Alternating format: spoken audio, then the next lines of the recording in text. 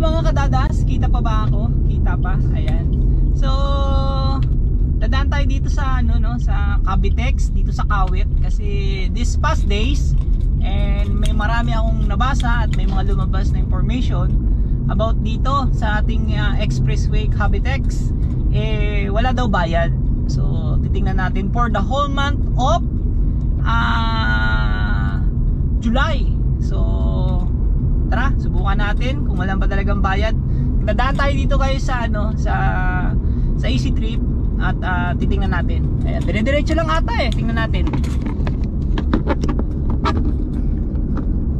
So yan guys, legit nga, walang bayad. Ayan, may mga may lumabas na mga ano. Ayan, walang bayad talaga. Oh, legit. Uga. Ayan. So may RFID kayo, wala.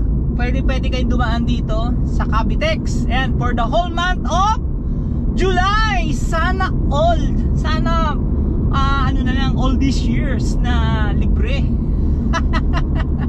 Di ba? Oh, napaka-convenient, napakabilis. Wala na yung get pass na ups and down kasi doon nagkaka-traffic. Di ba? So ito ang bilis. Ayun. Oh, yan. Legit, walang bayad, libre. Hanggang doon. Nyakitol, legit guys, walang bayad.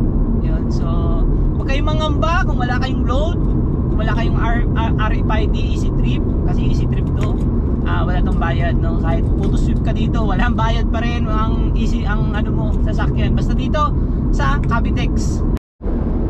Ayan guys,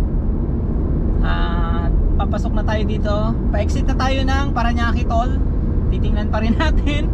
Pero legit na legit naman talaga. Ayan. So para ma-assure natin na talagang legit at walang bayad at ang buong Cavitex ngayon. Ayan. So pa-exit na tayo. Okay.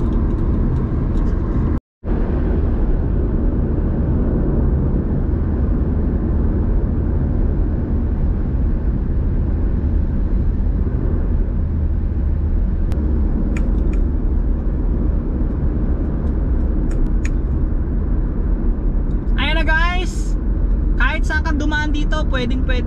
Ayan. Para na lang talaga siyang ordinaryong kalsada, ordinaryong highway. Ayan, para kang dumaan sa EDSA na tuloy-tuloy. Ayan! Legit na legit mga kadadas! Yay! Sana all! Sana ano lang, through the years na libre. Alright!